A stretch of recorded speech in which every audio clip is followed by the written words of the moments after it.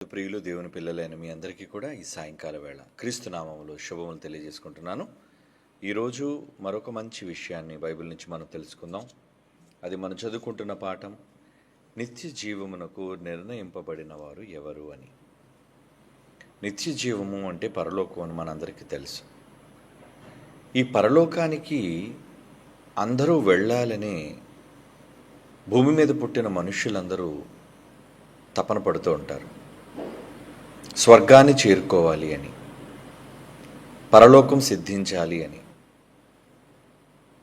అయితే వారి ఆశ, వారి కళ ఎలా నిర్ణయింపబడుతుంది, ఎలా తీర్చబడుతుంది అనే దానిని గురించి వారు ఆలోచించరు.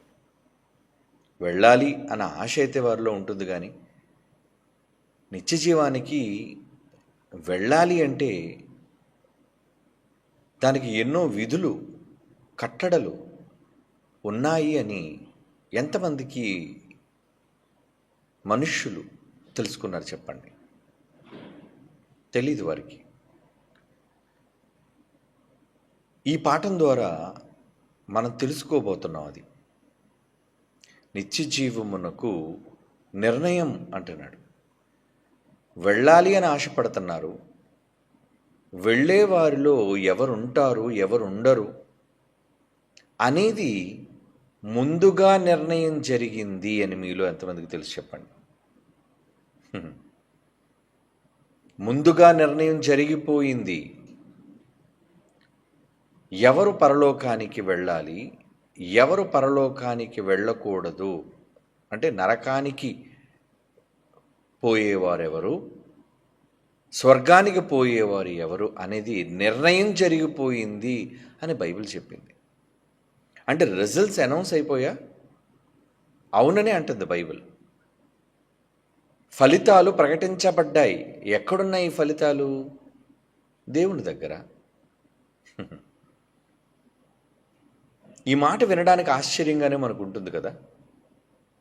ఇంకా మేము చనిపోలేదు కదా, మేము ఇంకా క్రియలు చేయలేదు కదా, చాలా ఉన్నాయి కదా, మా గర్భాన పుట్టవలసిన వాళ్ళు కూడా ఇంకా రాబోయే తరాల వాళ్ళు కూడా ఇంకా పుట్టలేదు కదా, పుట్టకముందే నిర్ణయం జరిగిపోయిందా అని అంటే బైబిల్ ఎప్పుడు దానికి అవుననే చెబుతుంది. మనం పుట్టక మునుపే నిర్ణయం జరిగింది. అంటే నిర్ణయాన్ని బట్టి మనం బ్రతుకుతున్నామా? మరలేదు ఒక సందేహం. నిర్ణయం జరిగిపోయింది అనుకున్నప్పుడు ఎవరు చేశారు ఈ నిర్ణయం? దేవుడైతే చేయలేదు, మరి ఇంకెవరు? మనమే. మనం పుట్టకముందు నిర్ణయాన్ని ఎలా చేసుకున్నాం? మనం ఏ నిర్ణయాన్ని చేసుకోబోతున్నామో ఆయనకు తెలుసు కనుక. భవిష్యత్తు జ్ఞాని దేవుడు. ఇస్కరియోతు పుడతాడని, అప్పగిస్తాడని, ఉరిపెట్టుకుంటాడని దేవునికి భవిష్యత్తు తెలుసు. అందుకే నిర్ణయం చేసేశాడు. ఏమని? ఇస్కరియోతు యోధా. వాడి పేరు ప్రక్కన స్వర్గం, నరకం రెండిట్లో ఏం రాశాడు?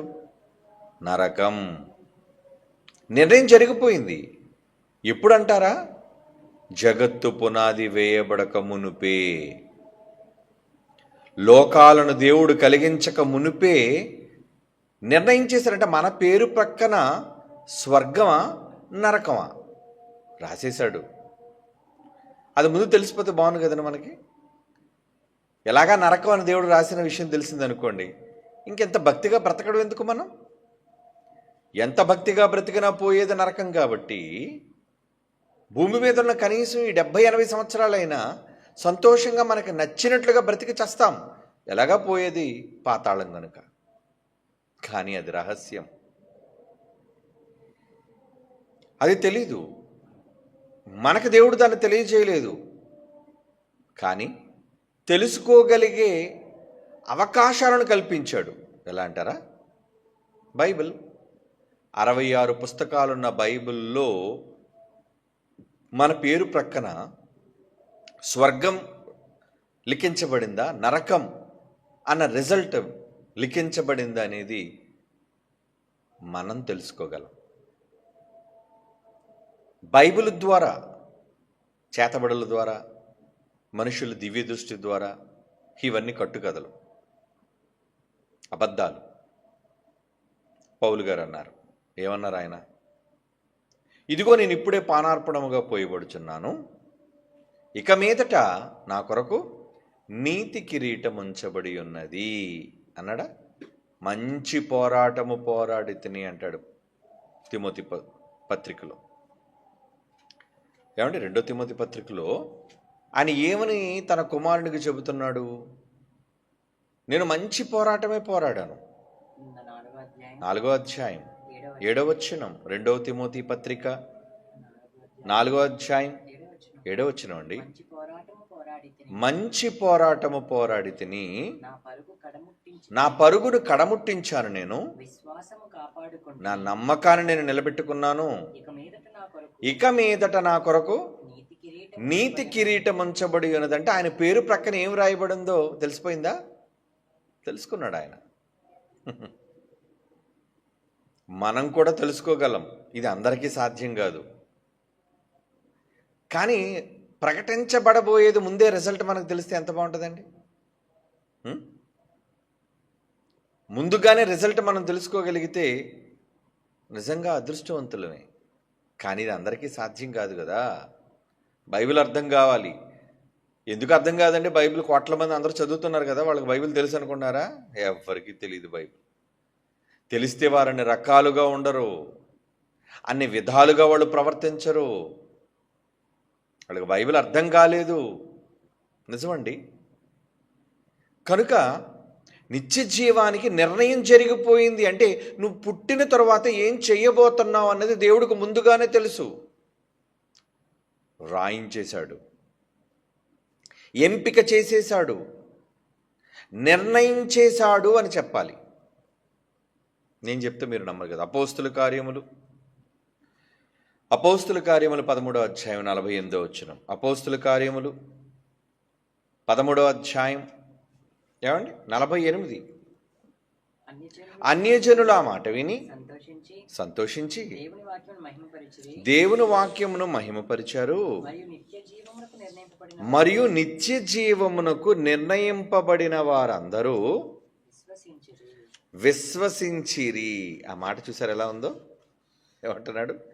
నిత్య జీవమునకు నిర్ణయింపబడిన వారందరూ విశ్వసించారట. అంటే నిత్య జీవానికి నిర్ణయింపబడిన వారే విశ్వసిస్తారా? నిత్య జీవమునకు నిర్ణయం జరిగిపోయింది అంటున్నాడు. చూడండి, ఇది అపోస్తుల కార్యములు వైద్యుడైన లూకా గారు రాస్తున్నారు అంటే పరిశుద్ధాత్మ ప్రేరేపితులై రాస్తున్నాడు ఆయన. ప్రేరణతో ఏమని పలికిస్తున్నాడు ఆయన? అన్యజనుల మాట విని. ఎందుకంటే ఏ యూదులైతే ఉన్నారో ఆ యూదులైన వారు దేవుని మాటలను తిరస్కరించారు. అవునా? వద్దనుకున్నారు. మాకు చెప్పొద్దు, మీరు వెళ్ళిపోండి మమ్మల్ని విడిచిపెట్టి. 13వ అధ్యాయం 46 చదువుదాం పై మాట. అపోస్తుల కార్యములు 13వ అధ్యాయం 46 వచ్చినప్పుడు పౌలు బర్నబాయు బహుధైర్యముగా ఇట్లనిది, దేవుని వాక్యము మొదట మీకు చెప్పుట ఆవశ్యకమే. ఏమండి? మొదట మీకు చెప్పడం అనేది ఆవశ్యకం. చెప్పాము. ఆయనను మీరు దానిని త్రోసివేసి మిమ్మును మీరే నిత్య జీవమునకు అపాత్రులనుగా ఎంచుకొనుచున్నారు. ఇది దేవుడు చేసే పని కాదు.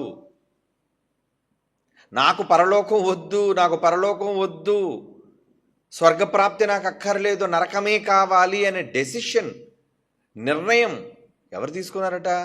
ఏమంటే దేవుడు తీసుకొని ఆ నిర్ణయాన్ని మన మీద రుద్దితే దేవుడు పక్షపాతి కదండి. ఆయనలో న్యాయం ఎక్కడుందండి? ఆయన దేవుడు ఎందుకు అవుతాడండి? దేవుడే నిర్ణయం తీసేసుకొని ప్రసన్న బాబు నరకం అని రాశాడు అనుకోండి, ఏమండి? నా పేరు ప్రక్కన ఆయన నిర్ణయం తీసుకొని నా జీవితంతో సంబంధం లేకుండా ఆయనకు నచ్చినట్లుగా. ఎందుకంటే భూమి మీద చాలామంది కొన్ని మూఢనమ్మకాలతో బ్రతుకుతున్నారండి. ఏంటి ఆ మూఢనమ్మకాలు తెలుసా? వారి తలరాతను దేవుడు రాసేశారట పుట్టినప్పుడే. ఏమని? వీడు ఇలా దుష్టుడుగా, దొంగోడుగా, చెడ్డవాడిగా బ్రతకాలి. ఇంకొకడు వాడి తలలో ఏం రాశారట? తల మీద వీడు ఉత్తముడుగా, మంచివాడుగా, గొప్పవాడుగా బ్రతకాలి. తలరాత అంటారు దాన్ని.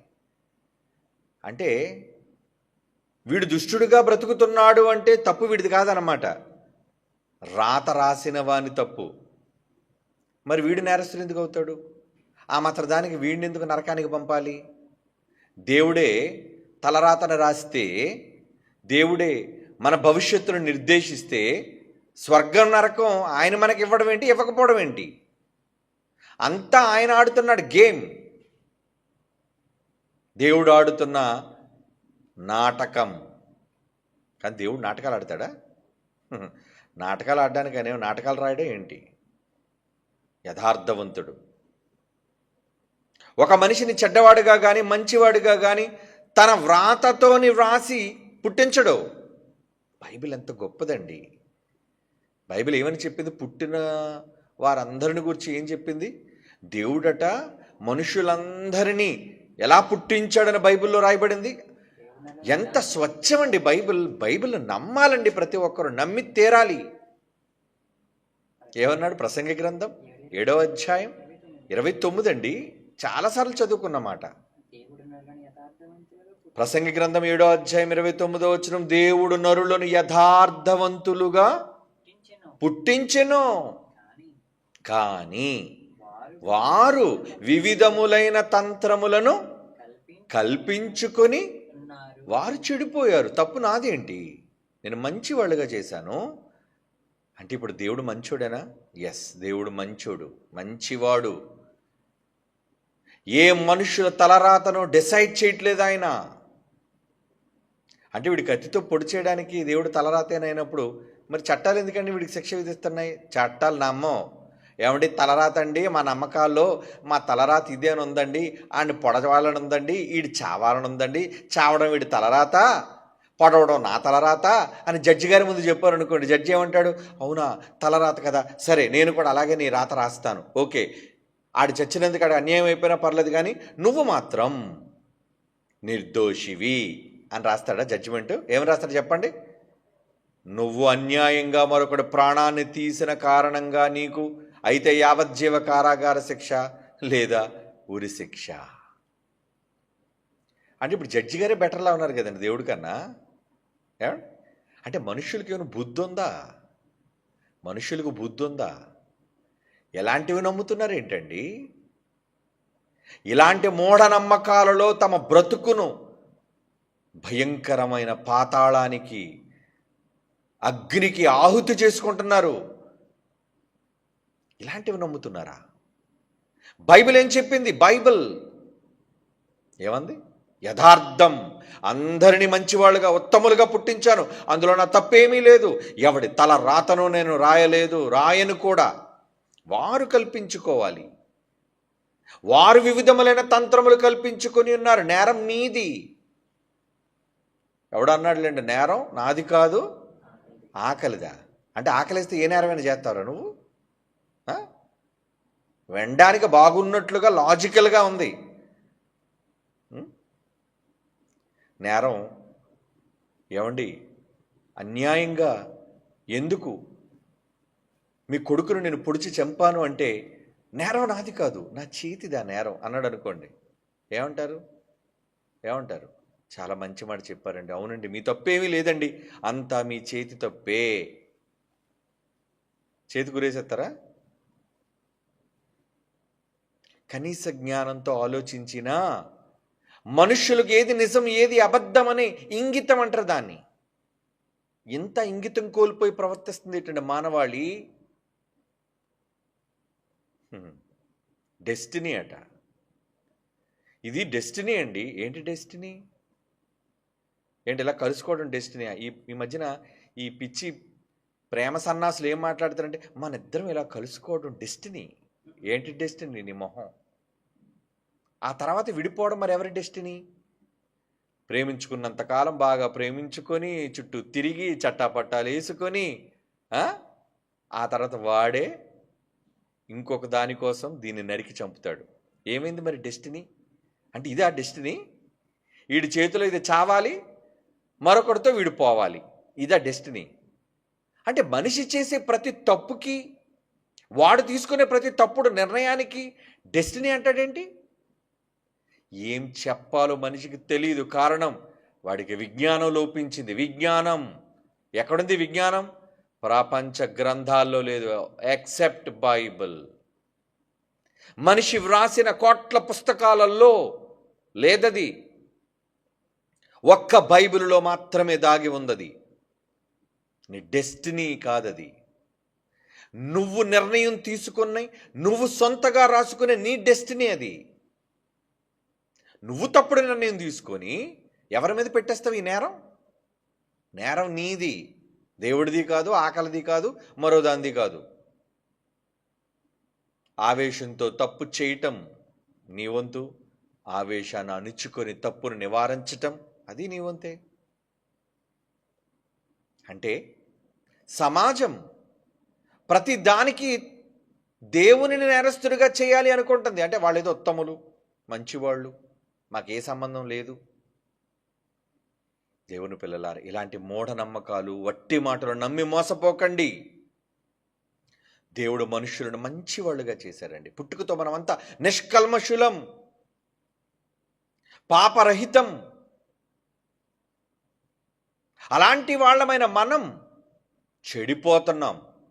దానికి ఎవ్వరూ కారణం కాదు, మనమే కారణం.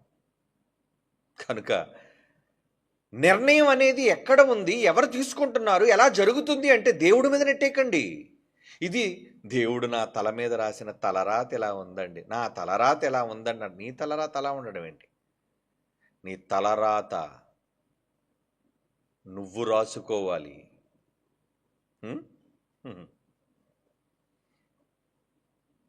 నీ తలరాత నువ్వు రాసుకోవాలి.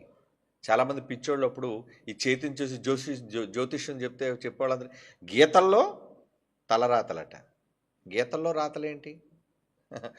అయ్యో పిచ్చోడ, చేతిలో ఉన్నవి గీతలు, అది ఎలా మడిస్తే అక్కడ మడిచే దగ్గర గీత పడుతుంది, మడత పడుతుంది. ఒక తెల్ల కాగితం తీసి మడత పెట్టారనుకోండి, ఇలాగా నలిపారనుకోండి, ఎక్కడెక్కడ నలుగులు ఉన్నాయో, ఎక్కడెక్కడ మడతలు పడ్డాయో అక్కడ గీతలు ఏర్పడతాయి. దానికేమైనా భవిష్యత్తు ఉంటుందా?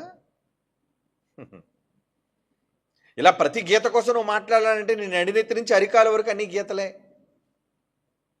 అంటే మనిషి ఏం చెప్తున్నాడంటే, నీ భవిష్యత్తు అంతా గీతల్లో ఉందరా, నీ నుదుటి మీద ఉన్న రాతల్లో ఉందరా. రాతలో గీతలో కాదు, నీ చేతలో. బైబిల్ ఏం చెప్పింది? నీ చేతలు, నీ పనులే నీకు స్వర్గమా నరకమా అనేది నిర్ణయిస్తాయి. దేవుడు కాడు, మరొక వ్యక్తి కాడు, నీ మట్టుకు నువ్వే నిర్ణయం తీసుకుంటున్నావు. మరి ఇప్పుడు అపోస్తుల కార్యాలు 13:48 ఈ మాట ఏంటి? ఏమండి వాళ్ళు ఏమన్నారట? నిత్య జీవమునకు 46వ వచనం, దేవుని వాక్యం మొదట మీ చెప్పుట ఆవశ్యకమైన మీరు దాన్ని త్రోసివేసి, వీళ్ళు వద్దన్నారట, మాకు వద్దు, నీ మాటలు వద్దు అని త్రోసివేసి మిమ్మును మీరే, దేవుడు కారణం కాదు దానికి, మిమ్మును మీరే ఏమండి నిత్య జీవమునకు అపాత్రులుగా, మాకు అర్హత లేదు అన్నట్లుగా ఎంచుకొనిచున్నారు గనుక వెళ్ళిపోతున్నాం, మిమ్మల్ని విడిచిపెట్టి మీ కర్మకు విడిచిపెడుతున్నాం, మీకు నచ్చినట్లు ఉండడానికి మీకు విడిచిపెట్టి వెళ్ళిపోతున్నాం మేము. ఎందుకంటే ఇక మీరు వినరు అని 48వ వచనంలో ఏమంటున్నాడు? అన్ని జనుల మాట విని, వాళ్ళు వద్దనుకున్నారు కానీ అన్ని జనులు కావాలనుకున్నారు. మాకు కావాలయ్యా, ప్రభువు కావాలి, వాక్యం కావాలి అని అనుకున్నప్పుడు ఏమండి దేవుని వాక్యమును మహిమపరిచారట వాళ్ళు. మరియు నిత్య జీవమునకు నిర్ణయింపబడిన వారందరూ విశ్వసించిరి, వాళ్ళందరూ నమ్మేశారట. ఎందుకు నమ్మారు? నమ్మాల్సిన వారుగా ఉన్నారు గనుక. వాళ్ళు మంచోళ్ళు, నమ్మి ఒక చక్కటి నిర్ణయాన్ని తీసుకున్నారు. నమ్మటం నమ్మకపోవటం అనేది మన చేతిలోని పని. ఎవరిని ఎందుకు బలవంతం చేయటం? నమ్మమని మనం ఎవరిని బలవంతం చేయకూడదు, నమ్మొద్దని ఎవరిని బలవంతం చేయకూడదు. మరి ఏం చేయాలి? ప్రకటన చేయి. మన సువార్తకు దేనికి వెళ్ళారు? అమ్మా ఇదిగో రక్షకుడు, మీ పాపాలకు పరిహారి ఆయన, నిత్య జీవానికి తీసుకుని వెళ్ళే మార్గం ఆయన చెప్పారు. విన్నాడా? ఏమండి వాడు నిత్య జీవానికి పాత్రుడిగా ఎంచుకుంటాడు. విన్నాడా? మాకు అక్కర్లేదు అన్నాడు అనుకోండి, నిత్య జీవమునకు అపాత్రుడిగా ఎంచుకున్నాడు. అది వాడి డెసిషన్. కనుక చెప్పటం మన కర్తవ్యం. చెప్పటం మన ధర్మం. వాడిని మార్చడం, బాప్తీసం ఇవ్వడం సంగతి తర్వాత. మారి మన దగ్గరికి వస్తే అప్పుడు బాప్తీసం ఇస్తాం. ముందే ఎందుకు మనం బాప్తీసం ఇచ్చేయాలి? ముందే ఎందుకు బాప్తీసం ఇవ్వాలి? ఉదయం ఒక జంట వచ్చారు. ఏమండి మరి ఇలా వివాహం చేద్దాం అనుకున్నాండి. అబ్బాయి హైందవుడండి, అమ్మాయి క్రైస్తవురాలండి. మరి వివాహం చేద్దాం అనుకున్నా, ఏమంటారు మీరు? చెయ్యండి వివాహం. ఎందుకంటే అవిశ్వాసి విశ్వాసి వాళ్ళు ఇష్టపడ్డారు, చేసుకున్నాడు, వాళ్ళ సొంత నిర్ణయం. మరి బాప్తీసం ఇస్తే కానీ పెళ్లి చేయరు అంటే దానికి సంబంధం ఏముంది? పెళ్లికి బాప్తీసం అవసరమా? అక్కర్లేదు. పెళ్లికి బాప్తీసానికి సంబంధం లేదు. బాప్తీసానికి పరలోకానికి సంబంధం. కనుక మీరు పెళ్లి చేసుకోండి, మీకు నచ్చిన దగ్గర వెళ్ళండి. అబ్బాయిని మాత్రం బలవంతం చెయ్యం. నాయన నువ్వు వెంటనే బాప్తీసం తీసుకోవాలని మేము బలవంతం చెయ్యం. నీకు నచ్చినప్పుడు, కావాలి అని నీకు నువ్వుగా అనుకున్నప్పుడే నీకు బాప్తీసం ఇస్తావు నాయన, వెళ్ళిరా అన్నాం. అంటే బైబిల్ అది. మనం బలవంతంగా ఎవరి మీద రుద్దటం కాదది. దేవుని పిల్లలారా, నిత్య జీవమునకు అపాత్రులుగా ఎంచుకుంటారో పాత్రులుగా ఎంచుకుంటారు అనేది వాళ్ళ ఇష్టం. చెప్పటం మన కర్తవ్యం, ధర్మం, అంతే. ఏమండి అంటే ముందుగా నిర్ణయం దేవుడు చేశాడు అంటే ఇప్పుడు పక్షపాతం అంటారు దేవుణ్ణి? కాదండి. భూమి మీద ఎన్ని కోట్ల మంది పుట్టబోతున్నారో వాళ్ళందరి బ్రతుకులు, వాళ్ళందరి భవిష్యత్తులు ఆయన తొంగి చూశాడు. ఏంటి వీడి పరిస్థితి? నమ్ముతున్నాడా? నమ్మడా? నమ్ముతున్నాడు. రాయి స్వర్గం అని. నిత్య జీవానికి వీడు నిర్ణయింపబడినవాడు. ఈమె నిత్య జీవానికి నిర్ణయింపబడింది. ఈమె నిత్య జీవానికి అపాత్రురాలు, ఈమె నిత్య జీవమునకు పాత్రురాలు అనే నిర్ణయం మనం పుట్టక మునిపే జరిగిపోయింది. ఏర్పరచుకున్నాడట. సంకల్పం తెలుసు కదా చాలాసార్లు. క్రీస్తునందు మనలను జగత్తు పునాది వేయబడక మునిపై ఏర్పరచుకున్నట్టు. నీటిలో ములిగేసిన వాళ్ళు అందరూ కాదు. ఎవరు పరలోకానికి రాబోతున్నారన్న విషయాన్ని దేవుడు ముందుగా జగత్తు పునాది వేయబడక మునిపే డిసైడ్ చేసేసాడు ఆయన, వ్రాసేశాడు ఆయన. ఎందుకంటే మనం ఏం చెయ్యబోతున్నాం ఆయనకు తెలుసు కనుక, ఎలా బ్రతకబోతున్నాం ఆయనకు తెలుసు కనుక. ఇందులో దేవుని తప్పే ఉందండి?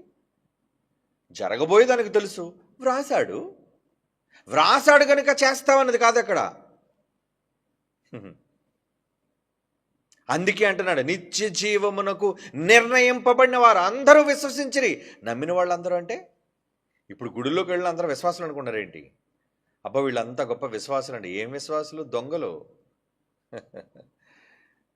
అననీయ సప్పీరు కూడా విశ్వాసుల్లాగే ప్రారంభం 3000 మంది క్రైస్తవ సమాజంలోనికి వాళ్ళు కూడా వచ్చేశారు, రక్షణ పొందేశారు. వాళ్ళు బాప్తిసం తీసేసుకున్నారు, ప్రసంగాలు వింటున్నారు, అన్నీ చేస్తున్నారు.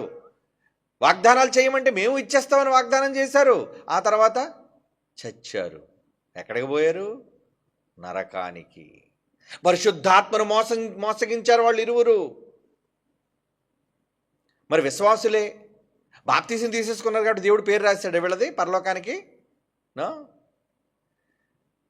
ఇస్కరియోతు అపోస్తులుడిగా ఎంపిక చేయబడ్డాడు కాబట్టి, నిర్ణయించబడ్డాడు. అపోస్తులుడు అండి ఆయన, 12 మంది యేసు శిష్యులు, ఆయన కూడా ఒకడు. అయితే పరలోకానికి పేరు రాసేనా? నా భవిష్యత్తు చూశాడు వాడు. ముగింపు, ఆ ముగింపులో ఏమని కనబడింది దేవుడికి? వీడు భ్రష్టుడు, వెండి నాణాలు కక్కుర్తిపడి అమ్మేసుకుని దొంగ వీడు. కనుక ఏం చేయాలి? వీడి పేరు రాయి నరకం అని. నిత్య జీవమునికి నిర్ణయింపబడిన వారు వేరు, నరకానికి నిర్ణయింపబడుతున్న వారు వేరు. ఈ నిర్ణయం ఎప్పుడో జరిగిపోయింది. ఇంతకే నిర్ణయింపబడిన వాళ్ళు మీరున్నారా? ఇప్పుడు మీకు డౌట్ వచ్చి ఉంటుంది, నా పేరు పక్కన దేవుడు ఏం రాశాడు? నరకం ఉందా, స్వర్గం ఉందా?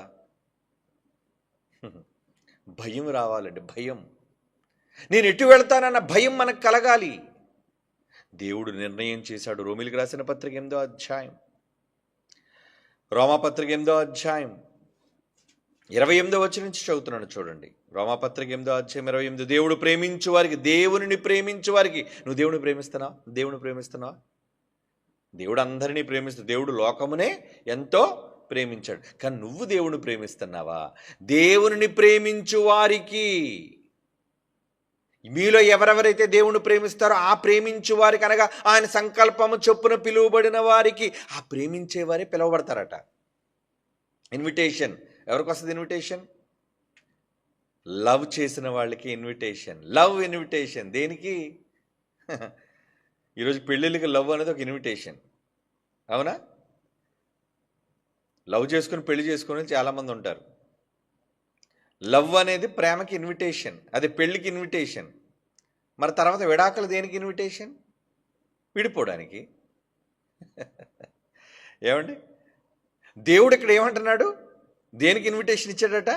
ప్రేమించు వారికి అనగా ఆయన సంకల్పము చొప్పున పిలువబడిన వారికి, ఎవరైతే ప్రేమిస్తానో వాళ్ళకి ఇచ్చాడట ఇన్విటేషన్. నువ్వు లవ్ చేస్తున్నావు నిజంగా నన్ను? పేతురు, నిజంగా నువ్వు నన్ను లవ్ చేస్తున్నావు? అవును ప్రభువా. నన్ను వదలవు కదా? అదేంటి ప్రభు అంత మాట అన్నారు? ఏదో అబద్ధం ఆడతానంతే, కానీ ప్రాణం పోయినా నేను వదలను మిమ్మల్ని. భవిష్యత్తు చూశాడు, మధ్యలో పేతురు గెంతాడు. అవునా? యేసుప్రభు ఎవరు నీకు తెలుసు కదంట? తోడు, ఒట్లు. ఏం ఒట్టు పెట్టాడు? అసలు ఆయన ఎవరో నాకు తెలియదండి. 3 సార్లు అబద్ధం ఆడేశాడు. ప్రధాన శిష్యుడు ఎండు కూడా మరలా ప్రధాన యాజకుని ఇంటి దగ్గర అబద్ధం ఆడేశాడు. 3 సార్లు అబద్ధం ఆడాడు. కానీ అది చూసి దేవుడు డిసైడ్ అయ్యాడా? లేదండి. యేసుప్రభు వారు ఈ మాట ఎప్పుడు అన్నారు తెలుసా? ఒక మాట ఉంటుంది యోహాను సువార్తలో చూడండి 21లో ముగింపులో ఏముంటుంది తెలుసా? పేతురు నన్ను ప్రేమిస్తున్నావా? అవునయ్యా. పేతురు నన్ను ప్రేమిస్తున్నావా? అవునయ్యా. 3 సార్లు అడిగాడు. అడిగి ఏమన్నాడు తెలుసా? అతడు ఎట్టి మరణము వలన చూశాడు, ముగింపు చూశాడు. పేతురు ముగింపు యోహాను సువార్త 21:19 చూడండి. యోహాను సువార్త 21:19. అతడు ఎట్టి మరణము వలన తండ్రిని సంతోషపరచబోతున్నాడు, మహిమపరచబోతున్నాడు. దానిని సూచించుచు ఆయన ఈ మాట చెప్పారంటే పేతురు బతుకుంటాడు, కానీ ఆయన భవిష్యత్తు తెలిసిపోయిందా? నాయన, నీ చావు ద్వారా దేవునికి మహిమ తీసుకొని రాబోతున్నావు నాయన. Very good. మరి ముందులో అబద్ధాలు ఆడాను ప్రభా, పర్లేదు నాన్న, నీకు భవిష్యత్తు, నా ముగింపు, నీ ముగింపు నాకు తెలుసు. ఏమండి అంటే ముగింపు చూస్తున్నాడు దేవుడు. చివరిలో నువ్వు ఎలా ఉన్నావు? నమ్మకంగా ఉండి చచ్చిపోయావు దేవుని కోసం? కనుక పేతురు విషయంలో దేవుడు తీసుకున్న నిర్ణయం ఏంటి? ఏమి నిర్ణయం? నువ్వు నన్ను ప్రేమించావు కదా, ఎస్, నువ్వు నిత్య జీవానికి నిర్ణయింపబడిన వాడు. అదే అంటున్నాడు, దేవుని ప్రేమించు వారికి అనగా ఆయన సంకల్పము చొప్పున పిలువబడిన వారికి మేలు కలుగుటకై, మేలు కలుగుటకై సమస్తమును జరుగుచున్నవని ఎరుగుదుము. ఎందుకనగా తన కుమారుడు అనేక సహోదరులు చేసుడగునట్లు దేవుడు ఎవరిని ముందుగా ఎరుగునో వారు తన కుమారునితో సారూప్యం గలవారని వారిని ముందుగా నిర్ణయించను. మరి ఎవరిని ముందుగా నిర్ణయించను? 30. ఎవరిని ముందుగా నిర్ణయించను? నిర్ణయం, డెసిషన్ జరిగిపోయింది. మనిషి ఎలాంటి ఏంటంటే నిర్ణయాలు, తప్పు నిర్ణయాలు తీసుకుంటుంటాడండి. ఎలాంటి నిర్ణయాలు? ఇప్పుడు అవును అంటాడు, తర్వాత కాదంటాడు, ముందు కావాలి అంటాడు, తర్వాత వద్దంటాడు. అంటే సరైన డెసిషన్ ఉండదు. చంచల మనస్కులు అంటారు. ఒకసారి అవునని చెబితే చచ్చినంత వరకు నీ మాట అవుననే ఉండాలి. ఒకసారి కాదంటే నీ మాట చచ్చినంత వరకు కాదన్నట్టే ఉండాలి. అంటే నీ మాట డెసిషన్, ఒక నిర్ణయానికి నువ్వు కట్టుబడాలి. దేవుడట నిర్ణయం తీసేసుకున్నాడట. ఏమని నిర్ణయం తీసేసుకున్నాడు? దేవుడు ముందుగా ఎవరిని నిర్ణయించెనో వారిని పిలిచాడట. వారే వస్తారు. నాయన, నిర్ణయింపబడిన వారి లిస్ట్ ఎవరో నా దగ్గర ఉంది, వాళ్ళు వస్తారు, మీరు కంగారు పడకండి. ఏమండి, మేము వెళ్ళామండి, అందరికీ చెప్పామండి, ఏంటండి ఎవరు తీసుకున్నారు విన్నట్టుగా ఉంది కానీ ఎవరు మారినట్టుగా కనబడట్లేదంటే లిస్ట్ నా దగ్గర ఉంది నాయన. అరకులో మీరు వెళ్ళి ఎన్ని గ్రామాలకు తిరిగారు, ఎంతమందికి చెప్పారో, అందులో ఎవరెవరో మారాలో లిస్ట్ నా దగ్గర ఉంది. మీరు సభలకు వెళుతున్నారు, బహిరంగ సభల్లో మాట్లాడుతున్నారు, ప్రయాణాలు చేస్తున్నారు, వేల లక్షల మంది ప్రజల మధ్య మాట్లాడుతున్నారు, వాళ్ళందరూ పరలోకానికి వెళ్ళిపోతారు అనుకున్నారా? లిస్ట్ నా దగ్గర ఉంది నాయన. నేను ఇలాగే అనుకుంటానండి. నా ముందు వేల మంది ప్రజలు కనబడుతుంటారు కదండి చాలామంది, వాళ్ళందరిని చూసి పొంగిపోనండి ఎప్పుడు. నేను వేల మంది జనాభా సంఖ్యను చూసి ఎప్పుడు నేను పొంగిపోను. ఎందుకంటే పాపం వీళ్ళందరిలో ఎంతమంది వెళ్తారో అనుకుంటుంటాను. నిజంగా యథార్థంగా చెప్తున్నానండి. ఎంతమంది వచ్చారే, దుమ్ము లేచిపోతుంది పైకి. ఏమంటే నిజంగా రాయలసీమ పరిసర ప్రాంతాలకు అటువైపు నేను వెళ్తుంటే అండి, మీలో చాలామంది నన్ను లైవ్ చూసే ఉంటారు. విస్తారమైన జనం. నేనేమనుకుంటాను తెలుసా? ఇంతమందిలో పాపం వెళ్ళేవాళ్ళు ఎంతమంది ఉంటారో. నిజంగా వీళ్ళంతా చివరి వరకు నమ్మకంగా ఉంటారా? ఎవరికి తెలుసు? అది దేవుడికి తెలుసు. ఎవరిని ముందుగా నిర్ణయించనో వారిని పిలిచిన. ఎక్కడికి? సభకు కాదు. ఎక్కడికి పిలిచాడు ఆయన? పరలోకానికి పిలిచాడు ఆయన. ఎవరిని పిలిచినో వారిని నీతిమంతులుగా తీర్చెను, ఎవరిని నీతిమంతులుగా తీర్చిన వారిని మహిమపరిచెను అంటున్నాడు చూడండి. అంటే ఎవరికి మహిమ దక్కుతుంది? మధ్యలో జారిపోయి నీకెందుకు మహిమ? చివరి వరకు నమ్మకంగా ఉన్నవాడికే మహిమ దక్కుతుంది, కీర్తి దక్కుతుంది, ఖ్యాతి దక్కుతుంది. మధ్యలో కష్టాలకు వదిలిపోయేవాడు, మధ్యలో అవమానాలకు వద్దనుకునేవాడు, మధ్యలో మనస్సు మార్చేసుకునేవాడు. ఏమంటే ఈ మధ్య చాలామంది మనసులు మార్చేసుకున్నారు కదండి. గర్వాప్సి అట. అంటే పాపం ఈ మతోన్మాదులు అలాంటి ఒకళ్ళిద్దరిని చూసి ఏమండి గర్వాప్సి చేస్తామండి, అది కూడా మళ్ళీ క్రైస్తవ్యంలోకి హిందుత్వంలోకి వచ్చేసారు. భలే భలే భలే చంకలు గుద్దుకుని ఎవరు పిచ్చోడా, అసలు ఇటు పేరే లేదు, ఇటు పేరు పక్కన నరకం అని ఉంది. ఎప్పుడో ఆడ బాప్తీసం తీసుకున్నప్పుడే దేవుడికి ఏం తెలుసు? నువ్వు బాప్తీసం తీసుకుంటున్నావు కానీ నువ్వు నరకానికి పోతారా? అదేంటి ప్రభు అంత అంటావు? నేను వినయంగా ప్రార్థన చేస్తున్నాను, పరిశుద్ధాత్మ దేవుడు నా మీదకి వస్తాడని నేను అనుకుంటున్నాను, ఆదివారం గుడికి వెళ్తున్నాను ప్రభు. నరకానికి వెళ్ళిపోతావురా, నరకానికి వెళ్ళిపోతావు. అలా అలా అలా కొద్ది రోజులు గడిచిన తర్వాత ఏమైపోయాడు? నాకు దేవుడు వద్దు, ఎవరు వద్దు, బైబిల్ అంతా తప్పని బడిపోయాడు. కనుక ఈ నిర్ణయం దేవుడికి ముందే తెలుసు. కనుక ఆయన ఏం కంగారు పడిపోడు. ఎందుకంటే వీడు చంచల మనస్కుడు, వచ్చినట్లుగా ఉన్నాడు కానీ ఉండడు, స్థిరుడు కాడు. పేతుర్ని ప్రేమిస్తున్నావు అని అడిగాడంటే ఏంటి? నీ ప్రేమ మంచిదేనయ్యా, చివరి వరకు నువ్వు ఉంటావు. ఏమండి అంటే ప్రేమిస్తున్నానని చెప్పి నీ దగ్గరికి వచ్చే వాళ్ళందరూ స్థిరంగా చివరి వరకు ఉంటారనే నమ్మొద్దు అసలు. దేవుడు కూడా నమ్మకం లేదు. ప్రభువా ఈ రోజు నుంచి నేను నీతోనే ఉంటాను అని ఎవరన్నా దేవుడు ఎలా చూస్తాడు తెలుసా? నువ్వా ఉంటావా? ఒకసారి ఫ్యూచర్ చూస్తాడు, అర్థమైపోయింది వెళ్ళిపో అంటాడు. ఏంటి అర్థమైపోయింది బ్రో? నేను చెప్పలే, నీకే అర్థమవుతుంది తర్వాత వెళ్ళు అంటాడు. చెప్పకూడదు కదా ముందు. ఏమండి ఎందుకంటే చెప్పినవాడు మారడాడు. చెప్పినా అమ్మమ్మ అలా అనుకో ప్రభు, నేను చాలా భక్తిపరుని, అసలు మిమ్మల్ని తప్ప మరొకరిని నేను అసలు కలలో కూడా ఊహించుకోలేను ప్రభువా అని అన్నోడు కలలో ఎప్పుడూ దేవుడు తప్ప అందరూ ఉంటారు వాడికి. అవునా? తర్వాత వాడికి సంభవించబోయే భవిష్యత్తు అదే. ఎప్పుడు ఏసునామం ఏసునామం ఏసునామం అని జపం చేసేవాడు తర్వాత ఇంకొక నామాన్ని జపం చేస్తున్నాడు అనుకోండి, అప్పుడు దేవుడు ఏమనుకుంటాడు? నాకు అర్థమైపోయిందిరా, నాకు అందుకే నీ మీద మొదటి నుంచి నాకు నమ్మకం లేదురా నీ మీద. మనుషులు కదండి, భవిష్యత్తు మనకు తెలియక మనుషులు నమ్ముతుంటాం, వాళ్ళు చెప్పే అబద్ధాలను మనం నమ్ముతుంటాం, మోసపోతుంటాం మనం. కానీ దేవుడు అలా కాదు కదా. రే నీ ఎక్స్ట్రాలు నీ నాటకాలు ఆప, నా దగ్గర నాకు తెలుసు నువ్వేంటో, నువ్వు అతి వినయాన్ని ప్రదర్శించొద్దు నా దగ్గర. ఇస్కరియోతు కూడా వచ్చేటప్పుడు ఎంత గొప్ప ప్రేమగా వాడు ప్రవర్తించేటాడండి. ప్రభా చెప్పండి ప్రభా. అడిగి సంచి ఇచ్చినప్పుడు కానీ పోస్ట్ ఇచ్చినప్పుడు కానీ ఏం మాట్లాడతారు? ప్రభా చెప్పండి ప్రభా. అతి వినయం ప్రదర్శిస్తుంటారు కదా. కానీ యేసుప్రభు చూసినప్పుడు కూడా ఏమి నటిస్తున్నావురా నా దగ్గర, ఆస్కార్ ఇవ్వాలరా నీకు. ప్రభుకి ఎంతసేపు వాడిని చూసినప్పుడల్లా ఏం కనబడుతుంటుంది? ఏమండి భవిష్యత్తు తెలుసు కాబట్టి వాడిని చూసినప్పుడల్లా ఆ 30 వెండి నాణాలకు కక్కుర్తిపడడం, యేసుప్రభుని అప్పగించేయటం, ఆ తర్వాత పోసుకొని చావడం, భవిష్యత్తు కనబడుతుంది యేసుప్రభుకి. ఏమండి ఎవరైనా మన దగ్గర ఒకవేళ అబద్ధంగా మాట్లాడి అంతవరకు మనల్ని నమ్మించి సడన్గా ఒకసారి అబద్ధం ఆడారు అనుకోండి, అబద్ధం ఆడిన తర్వాత మనకి ఏమైపోద్ది? నమ్మకం పోతుంది కదా. నమ్మకం పోయిన తర్వాత ఎంత మాట్లాడుతున్నా ఇక నమ్మబుద్ధి కాదండి. ఎందుకంటే వీడు అబద్ధం ఆడుతున్నాడు, ఈమె అబద్ధం ఆడుతుంది, తెలిసిపోద్ది మనకి. ఇక మనకు నమ్మబుద్ధి కాదు, ఎందుకంటే వీళ్ళ నిర్ణయం సరైనది కాదు. దేవుడు కూడా మనుష్యుల విషయంలో డిసైడ్ అయిపోయాడు. ఏమని? వీళ్ళ పట్ల నా నిర్ణయం ఇదే, నేను నిర్ణయించుకున్నాను. ఏమని నిర్ణయించుకున్నాను? వీడు నిత్య జీవానికి అపాత్రుడు.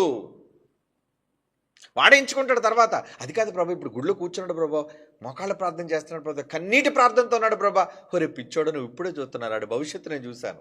ఏమని? ఆ నరకానికి పోయేవాడు నాయన, వాడే సంఘానికి ద్రోహం చేసేవాడు.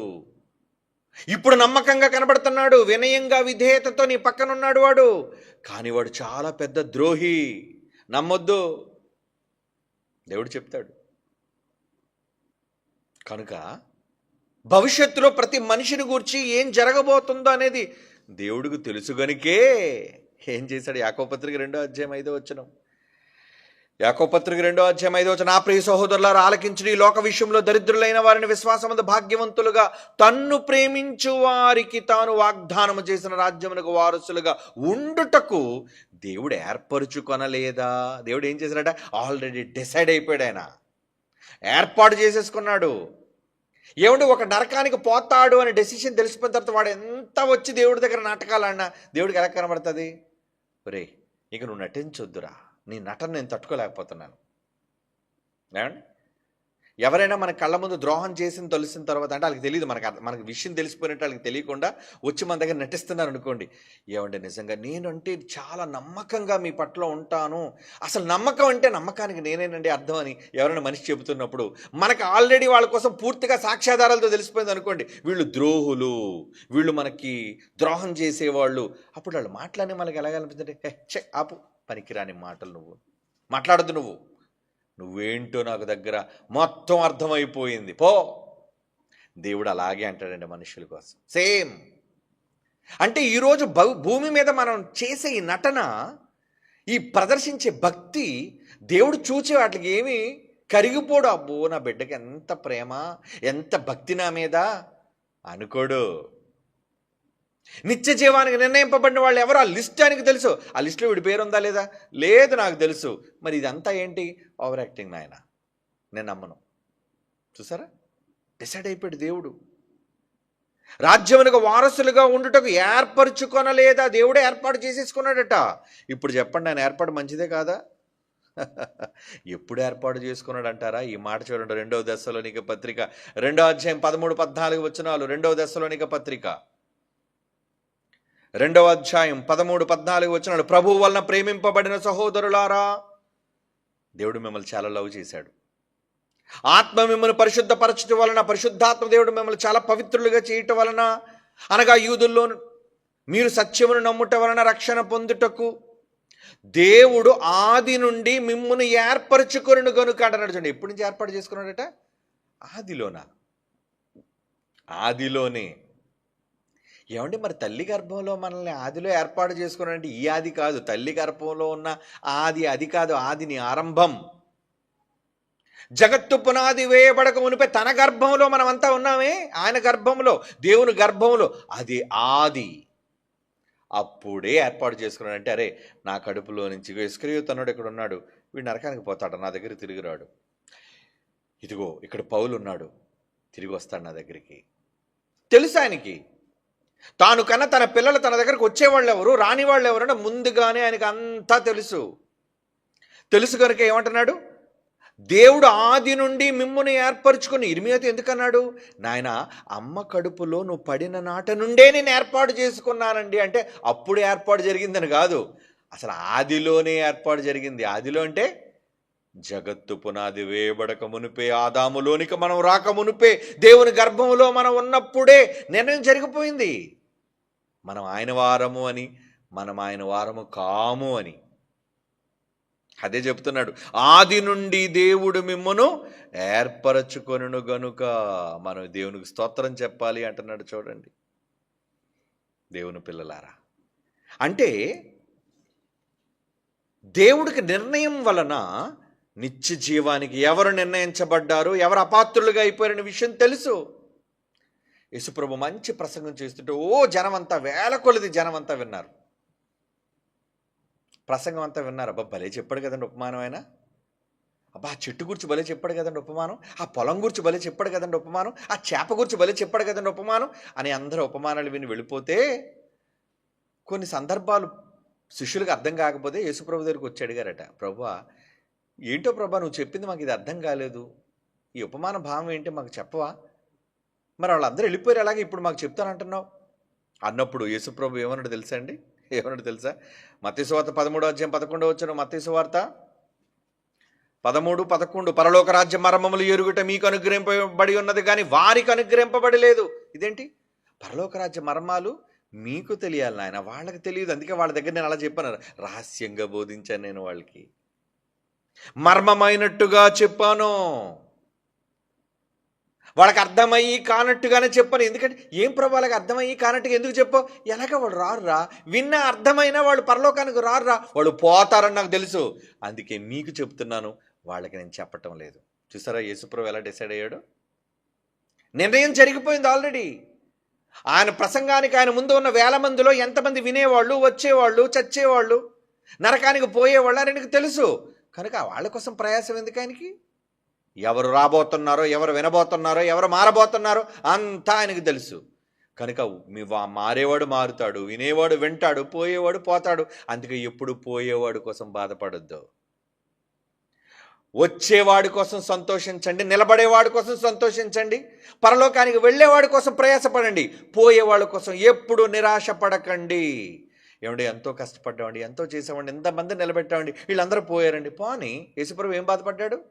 వాళ్ళంతా నిత్య జీవమునకు అపాత్రులు, నిత్య జీవమునకు అపాత్రులు, నరకానికి పాత్రులు వాళ్ళంతా. నువ్వెందుకు నాయన బాధపడతావు? స్క్రాప్ అదంతా, పనికిరానోళ్ళు వాళ్ళంతా. తల్లి గర్భంలో మనం వచ్చేటప్పుడు ఎంతో మంది నేల రాలిపోతుంటారు. భూమి మీద మరి ఎంతమంది పుట్టారండి? వీళ్ళంతా ఏర్పాట్లు ఉన్నవాళ్ళు కదా. భూమి మీదకి రావడానికి ఏర్పాట్లు ఉన్నారు వీళ్ళంతా.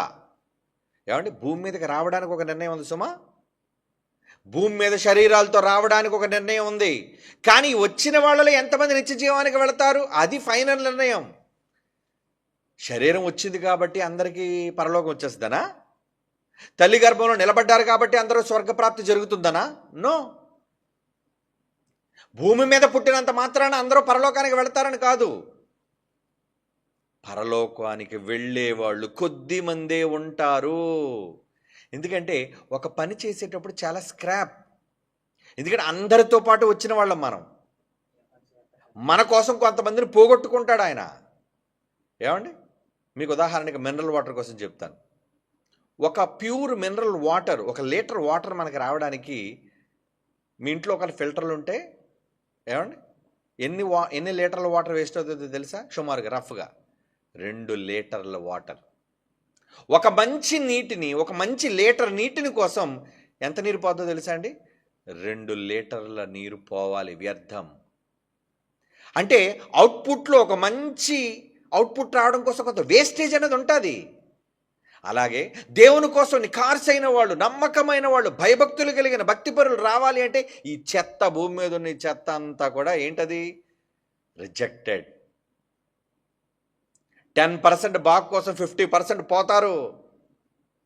పోతారంటే వేస్టేజ్ అదంతా. వాళ్ళంతా కూడా అపాత్రులుగా ఎంచుకున్నారు, ఎందుకంటే వాళ్ళు మారరు. ఇప్పుడు ఈ దేశంలో పరిస్థితులు ఎలా ఉన్నాయంటే, మారమని మీరు చెప్పడానికి వెళితే వినే రకాలుగా ఉన్నారు వాళ్ళు. ఏమండి, మారండర్రా అని కరపత్రాలు పంచుకొని సువార్త దండయాత్రకు మీరు వెళితే మీ మీద దండయాత్ర చేస్తారు వాళ్ళు. దేనికి? రే మీకు పనిపాటు లేదురా మాకు చెప్పడానికి, మీకు నచ్చిన దగ్గర చెప్పుకోండిరా, మీ చర్చిల్లో చెప్పుకోండిరా, మా ఊర్లో అంటే ఎందుకు చెప్తారు అంటే ఎవరాళ్ళు? నిత్య జీవమునకు వాళ్ళు, పరలోకానికి అపాత్రులు, వినరు. పోనేయండి, బాధపడకండి. అందుకే పౌలు, శీల ఏం చేశారు తెలుసా? బట్టలు దులుపుకొని, చెప్పులు దులుపుకొని వచ్చారండి. రే మీరు వేస్ట్ రా, ఇంకా మీరు మారరా అని. కనుక ఎప్పుడు మనం నిరుత్సాహపడకూడదు. పోయేవాళ్ళ కోసం నిరుత్సాహం ఎందుకు? యోహాను సువార్త 18వ అధ్యాయం 9వ వచనం. యోహాను సువార్త 18వ అధ్యాయం 9వ వచనం. నీవు నాకు అనుగ్రహించిన వారిలో ఒక్కడినైనా నేను పోగొట్టుకోలేదంటే, మరి ఇస్కరియోతు పోయాడు కదండి, అనుగ్రహించినాడు ఏంటి? అంటే యేసుప్రభుకి ఏం తెలుసు అనమాట, ఇస్కరియోతు వచ్చినప్పుడే ఈ నా లెక్కలో మనిషి కాడు. చూసారా? నీవు నాకు అనుగ్రహించిన వారిలో ఒక్కరిని కూడా నేను పోగొట్టుకోలేదు అని యేసు మాట. దానికి అర్థం ఏంటంటే, ఎవరెవరినైతే నేను నిత్య జీవానికి కాపాడాలనుకున్నానో, ఎవరెవరైతే నిత్య జీవానికి పాత్రులుగా ఎంచుకున్నారో వాళ్ళు అందరూ వచ్చేసారు ప్రభు, అందరూ వచ్చేసారు ప్రభు. అదండి. కనుక పోయే వాళ్ళ కోసం బాధపడకండి. పాపం చాలామంది పోగానే ఎవరైనా ప్రేమించిన వాళ్ళు పోయారనుకోండి, దేవదాసులు అయిపోతుంటారండి. ఏమండి, మన దేవదాసు ఏం చూపిస్తాడు మనకి? ఒక పక్కన గజ్జి కుక్క, ఏమండి మన జాన్సన్ గడ వేసుకున్నట్టు ఒక శాలువా, ఏమండి పక్కన ఒక మందు సీసా, ఏమండి వీధి దీపం కింద కూర్చొని ఈ పనికి మనడు జగమే మాయని మాట్లాడతాడు. ఆ పాట రాసినోడికి బుద్ధి లేదు, ఆ స్టోరీ రాసినోడికి బుద్ధి లేదు. ఒరే పోయినోళ్ళ కోసం బాధపడతావేంట్రా? ఏమండి, నిన్ను కాదని ఎవరినో పెళ్లి చేసేసుకుంది, దానికి నువ్వెందుకు బాధపడతావు? నిన్నొద్దనుకొని అది పోయినందుకు అమ్మయ్య దరిద్రం వదిలిపోయింది అనుకోవాలి నువ్వు. ఏమండి, నిజంగా కారణాలు చెప్పేవాళ్ళు వేరండి. నేను ఏ కారణం చేత వెళ్ళాను అంటే చెప్పదా కారణం. నిజంగా నేను నిన్ను ప్రేమిస్తే, ఏమంటే దేవదాసు నిజంగా పారు ప్రేమిస్తే ఏం చేయాలి? ఎవరినైనా వదిలేసి చావైనా రేవైనా మీతో నిలబడేది ప్రేమ. అంతేగాని పరిస్థితుల ప్రభావం వల్ల నేను ఆ విధంగా వెళ్ళిపోవలసి వచ్చిందని ఎంత కథ చెప్పింది అనుకోండి, పో నీదొక ప్రేమ, నీదొక నవల, ఈడొక పిచ్చోడు. ఏమండి ఏంటి దాని ప్రేమను పోగొట్టుకునేది నీకు పిచ్చోడు అయిపోయాడా? కనుక ఎప్పుడు దేనినైనా కోల్పోయినందుకు అస్సలు బాధపడకండి. వాక్యం తెలిసినట్టు ఎలాగొంటాడు, పీడ విరగడైపోయింది బాబు, దరిద్రం పోయింది ఇది అనుకోవాలంతే. నిజమండి, అలా ఉండాలి. మనుషులు కూడా ఎవరైనా పోయారనుకోండి, అయ్యయ్యో నేను రక్షణ ఇచ్చాను, బాప్తీసం ఇచ్చాను. ఇంతమందికి చాలామంది ఇది ఫీలింగ్స్ ఉంటాయండి చర్చిలో. నేనేనండి బాప్తీసం ఇచ్చానండి, నేనేనండి వాక్యం చెప్పాను ఆవిడికి, నేనేనండి సంఘంలో చాలా సహాయం చేస్తానండి, కానీ ఈరోజు వాడు దేవుడిని వదిలిపోయాడండి అంటే దానికి నువ్వెందుకు బాధపడతావు? పోయినందుకు ఆడి బాధపడాలి. ఏమని? అయ్యో నేను నిత్య జీవాన్ని వదులుకొని పోయాను అని వాడు ఫీల్ అవ్వాలి, కానీ వాడికి లేని ఫీలింగ్ మీకెందుకు? ఎప్పుడు పోయే వాళ్ళ కోసం బాధపడకండి. ఇది చాలా బంగారు వాక్యం మీకు. యోహాను సువార్త 17వ అధ్యాయం 12వ వచనం. యోహాను సువార్త 17వ అధ్యాయం 12వ వచనం ఏమంటున్నాడు? నేను వారి యొద్ద ఉండగా నీవు నాకు అనుగ్రహించిన వారిని నీ నామమందు నేనైతే కాపాడాను, నేను వారిని భద్రపరుచుకున్నాను గనుక లేఖనము నెరవేరునట్లు నాశనపుత్రుడు, ఆ ఒక్కడ దరిద్రుడు, దౌర్భాగ్యుడు, నీచుడు, దుష్టుడు, కకృత్తోడు, దొంగ ఎవడాడు? ఇస్కరియోతు. ఆ నాశనపుత్రుడు తప్ప వారిలో ఎవరూ పోలేదు. మిగతా అపోస్తలులందరూ చాలా స్ట్రాంగ్గా ఉన్నారు. యేసుప్రభు ఏ రోజు అన్నాడు పోయినందుకు బాధపడు, అయ్యో ఇస్కరియోతు అనుకోలేదు. ఆడు ఇస్కరియోతు, ఆడి కోసం బాధపడడం ఎందుకు? ద్రోహం చేసేవాళ్ళ కోసం ఎందుకండి బాధపడతారు మీరు? మిమ్మల్ని వద్దనుకొని పోయేవాళ్ళు బయటికి సంఘాల నుంచి బయటకు పోతుంటారు కదండి, ఎప్పుడు ఫీల్ అవ్వకండి. నెవర్. క్రైస్తవులు ఇది ఒక బలహీనత. నేనేనండి రక్షించాను, నేనేనండి. ఏటి నువ్వేనండి? నువ్వే ఏం చేశావు నువ్వు? ఇంకా నువ్వు కన్నానని చెప్పలేదు. నేనేనండి వాడికి పురుడు పోసాను, నేనేనండి వాడికి కళ్ళు ఇచ్చాను. అన్నీ ఇచ్చిన దేవుడు బాగున్నాడు ఆడి కోసం. ఏమండి నువ్వెందుకు బాధపడిపోతున్నావు? దేవుడే నరకానికి పంపించేస్తున్నాడు. దేవుడు డిసైడ్ అయిపోయాడు, పో నువ్వు నరకానికి పో అన్నాడు. దేవుడే ఫిక్స్ అయిపోయాడు. ఇంకా అయ్యో నా కుమారుడా నువ్వు నరకానికి ఎందుకు పోవచ్చున్నావు బిడ్డ అని దేవుడు బాధపడుతూ ఉంటే ఎన్ని కోట్ల మంది కోసం బాధపడాలి ఆయన? చెప్పండి. కనుక వాళ్ళను దేవుడేం పంపించలేదండి, దేవుడే వద్దనుకోలేదండి. వాళ్ళే అపాత్రులుగా చేసుకొని పోయారు కనుక పోనివ్వండి. ఏర్పరచబడిన వాళ్ళు ఉంటారు. నువ్వు కావాలనుకున్న వాళ్ళు, నీతో ఉండాలనుకున్న వాళ్ళు, దేవుని కోసం నీతో నిలబడాలనుకున్న వాళ్ళు, నీతో చివరి వరకు ఉండాలనుకున్న వాళ్ళు ఉండి తీరుతారు ఖచ్చితంగా. వాళ్ళు నెంబర్ 1 స్ట్రాంగ్ అపోస్తులండి. ఆహా ఏమున్నారండి యేసు ప్రభుతో పాటు చివరి వరకు. వాళ్ళు చేసిన త్యాగాలేంటి, వాళ్ళు చేసిన పరిచర్యలేంటి, వాళ్ళు చేసిన సహకారం ఏంటండి. అందుకే చరిత్ర రాశారు వాళ్ళు, చరిత్ర, హిస్టరీ. దేవుని పిల్లలారా, అందుకే ఇక్కడ ఏమంటున్నాడు చూడండి, దేవుడు అంటున్న మాట ఏంటా మంచి మాట. దేవుడు అంటున్న మంచి మాట చూద్దామండి. 2వ పేతురు పత్రిక 1వ అధ్యాయం 10వ వచనం. 2వ పేతురు పత్రిక 1వ అధ్యాయం 10వ వచనం. అందువలన సహోదరులారా మీ పిలుపునకు ఏర్పాటును నిశ్చయము చేసుకునుటకు మరి జాగ్రత్త పడండి. ఇప్పుడు మీరేం చేయాలి? మీకు పిలుపు ఉందా?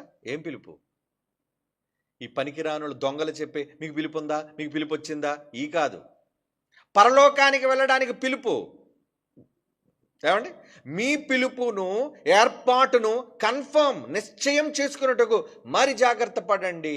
జాగ్రత్త. ఉన్నవాళ్ళు జాగ్రత్తగా పోగొట్టుకోకండి, నరకానికి వెళ్ళిపోకండి. మీకు పిలుపు వచ్చిందా? ఇన్విటేషన్ వచ్చిందా? వచ్చిన ఇన్విటేషన్ పోగొట్టుకోకండి. చేతికి అందిందని కాలదనుకోకండి అంటున్నాడు. అప్పుడప్పుడు చాలామంది చేతికి వచ్చిందని కాలదనేసుకుంటారండి. ఎందుకంటే వాళ్ళకి ప్రపంచం రంగులుగా కనబడేసరికి అబ్బాయి చాలా బాగుందండి, పరలోకం మాకు వద్దండి, ఇదే కావాలండి. ఓరి దరిద్రుడా, ఇది చచ్చాక వదిలిపోతావురా నువ్వు, ఇది శాశ్వతం కాదురా, అదిరా అంటే వద్దనుకునేవాళ్ళు. వాళ్ళు కేవలం వాళ్ళ నేత్రాశకు లోబడిపోయేవాళ్ళు. వాళ్ళకి అందాలు కావాలి, వాళ్ళకి సుఖాలు కావాలి, వాళ్ళకి గొప్పలు కావాలి, వాళ్ళకి స్వార్థం కావాలి. దేవుడి కోసం నేను దేవుడి కోసం నిలబడతానంతే. లోకం నన్ను ఏమన్నా అవమానపరిచినా, సిగ్గుపరిచినా, ఏమన్నా నా దేవుడి కోసం నేను డిసైడ్ అయిపోయాను కాబట్టి నేను ఉండిపోతానంతే. అది వాళ్ళు గొప్పవాళ్ళు దేవుని దృష్టిలో. అందుకే ఏమన్నాడు? మీ పిలుపును ఏర్పాటును నిశ్చయము చేసుకున్నట్టుగా మరి జాగ్రత్త పడుడి. మీరు ఇట్టి కార్యములు చేయవారైతే ఎప్పుడునో తొట్టిల్లరు. అలాగని మన ప్రభుని రక్షకుడైన యేసుక్రీస్తు యొక్క నిత్య రాజ్యంలో ప్రవేశం మీకు సమృద్ధిగా అనుగ్రహింపబడి ఫుల్ ప్లెజర్గా వెళ్ళిపోతారట. డ్యామ్ షూర్ అంటారు దాన్ని. ఇంగ్లీష్లో ఆ పదం ఏంటంటే ఖచ్చితం. ఇంకా పరలోకాన్ని మిమ్మల్ని వెళ్ళనివ్వకుండా ఆపే శక్తి ప్రపంచంలో ఏదీ లేదు. అలా ఉండాలి మనం, అలా పొందాలి మనం పరలోకాన్ని. అలా పొందగలరా? ఏమండి మరి ఎంతమంది ఉన్నారండి, వీళ్ళందరి సంగతి ఏమండి? వాళ్ళందరి సంగతి నీకెందుకయ్యా? ఉన్నోడు ఉంటాడు, పోయేవాడు పోతాడు. అవునా? మత్తయి సువార్త 22:14. ఏమండి, వంట యజమాని, పెండ్లి యజమాని అంతా వడ్డించి సిద్ధం చేసి పిలిచాడట, రమ్మనండాలి పిలిపించాడు అందరికీ. కానీ చాలామంది పొగరెక్కి వాళ్ళు ఏమన్నారట, కారణాలు చెప్పారు. నేను ఎందుకు రాలేకపోయానంటే, నేను ఎందుకు ఇవ్వలేకపోయానంటే, నేను ఎందుకు మీతో ఉండలేకపోయానంటే, నేను ఎందుకు పరలోక రాజ్యానికి రాలేకపోతున్నానంటే అని కారణాలు చెప్తుంటే దానికి ఏమన్నాడు ఆయన? మత్తయి సువార్త 22:14. కాగా పిలువబడిన వారు అనేకులు, ఏర్పరచబడిన వారు కొందరే. నీతో పాటు దేవుని పనిలో ఉండేవాళ్ళు కొద్ది మందే ఉంటారు. చుట్టూ ఉన్న జనాన్ని చూసి పొంగిపోద్దు, అబ్బాబ్బాబ్బా వీళ్ళంతా నా వాళ్ళు, వాళ్ళంతా నీ వాళ్ళు కారు. వాళ్ళంతా నీకు గోతులు తీసేవాళ్ళు, వాళ్ళంతా నిన్ను వెనక్కి నెట్టేవాళ్ళు, అవసరమైతే నీ మీద నేరం మోపేవాళ్ళు, అవసరమైతే దేవుని పని కోసం నిన్ను అపాత్రుడిగా చేయడానికి వాళ్ళు సర్వసాయి శక్తుల పని చేసేవాళ్ళు. వాళ్ళు దుష్ట సంబంధులు. అందుకే దేవుడేమన్నాడు? ఎంతమంది పిలువబడ్డారన్నది కాదు అక్కడ, ఏర్పరచబడిన వారు అంటాడు. చూడండి, ఏర్పాటు ఆల్రెడీ డెసిషన్ ఫిక్స్ అయిపోయారు వాళ్ళు. వీళ్ళే అన్న పేర్లు తెలిసిపోయింది నాకు. కనుక ఎంతమందికి ఇన్విటేషన్ వెళ్తే ఉపయోగం ఏముంది చెప్పండి? ప్రిన్సిపల్స్ అయిన వాళ్ళు చాలామందికి కబురు పెట్టాం, రావండి రండి రండి రండి రండి అని. ఏమంటే కొంతమంది మిస్ అయిపోయారండి. కొంతమంది మిస్ అయిపోదాం అనుకుని వచ్చిన వాళ్ళు వచ్చాడారు. అమ్మమ్మమ్మ ఏమండి నిజంగా అన్నయ్య గారు, మేము రాకపోతే చాలా మిస్ అయిపోయేవాళ్ళు అండి. ఎందుకంటే దేవుడు చేసిన ఈ రమ్యమైన ఈ ప్రకృతి అందాలు కావచ్చు, దేవుడు పనిచేసే ఈ కమనీయమైన సువార్త పరిచర్య కావచ్చు, మీరు మాకు ఇచ్చిన విందు ఆతిథ్యం కావచ్చు, మీరు మాకు ఇచ్చిన మంచి పడక గదులు కావచ్చు. వచ్చిన వాళ్ళకి తెలుసు ఎలా ఉన్నారు. ఏమండి, ఏదో తీసుకెళ్ళి మిమ్మల్ని అందరూ ఒక హాస్టల్కి బడిలో పడి అంటారా అన్నట్టు పడేశారా? లేదే. మిమ్మల్ని అందరూ తీసుకెళ్ళారే వీళ్ళందరూ గొడ్ల చావుల్లో పడేసినట్టుగా మొత్తం అందరినీ కూడా లోపల దోసేయండిరా అన్నారా? లేదే. చాలా ఆహ్లాదకరమైనది, చాలా అందమైనది, చాలా పరిశుభ్రమైనది, ఇన్ని రకాలు దానితో పిలిపించాం చాలామందికి. కానీ వాళ్ళు రాలేవండి, మేము రాలేవండి. వచ్చిన వాళ్ళు అదృష్టవంతులు, రాలేని వాళ్ళు దురదృష్టవంతులు. మరి ఏం చేస్తాం? అంటే పరలోకానికి పోయినట్టు కాదులేండి, ఎగ్జాంపుల్గా చెప్తున్నాను. అయితే రాలేని ప్రిన్సిపల్స్ అంతా నరకానికి వెళ్ళిపోతున్నది కాదు అక్కడ. అంటే ఆ అవకాశాన్ని వాళ్ళు జారవిడుచుకున్నారు. అక్కడ వచ్చి వాళ్ళు వినవలసిన వాక్యం మిస్ అయిపోయారు, వాళ్ళు పంచుకోవలసిన సహవాసాన్ని మిస్ అయిపోయారు. అంతే కదండి. ఎంత చక్కటి సహవాసం! అందరితో కలిసి మనం అనుభవించిన అనుభూతి ఏంటి? ఒకరితోనొకరు పంచుకున్న ప్రేమ ఏంటి? ఆప్యాయతలేంటి? కలిసికట్టుగా చేసిన పరిచర్య ఏంటి? ఇది వెలకట్టలేనిది కదండి. ఏమండి, నేను వెలకట్టినా ఏంటి, ఆ భారం ఆ కష్టాన్ని నేను కొంత అనుభవించినా మీ అందరూ చాలా సంతోషంగా దేవుని పనులు మంచి భోజనం చేసి మంచి కార్యక్రమంలో పాల్గొని ఉండగలిగారు అంటే అది దేవుని పట్ల మీరు చూపించిన ప్రేమ. కుటుంబాలతో సిద్ధపడి వచ్చి చేశారు, వెరీ గుడ్. పిలువబడిన వారు అనేకులు, కానీ వచ్చిన మీరు అదృష్టవంతులు, భాగ్యవంతులు. అదే దేవుడు పరలోకం కోసం చెప్తున్నాడు. ఇక్కడైతే పోన్లేండి, మళ్ళీ ఇంకొక అవకాశం రావచ్చు తర్వాత, కానీ పరలోకం ఒకసారి మిస్ అయితే మరో ఛాన్స్ లేదు, రాదు కదా. అంటే ఇప్పుడు నిత్య జీవానికి నిర్ణయించబడాలి అంటే మరి ఏం చేయాలి? నిర్ణయింపబడాలని మీరు అనుకున్నారా?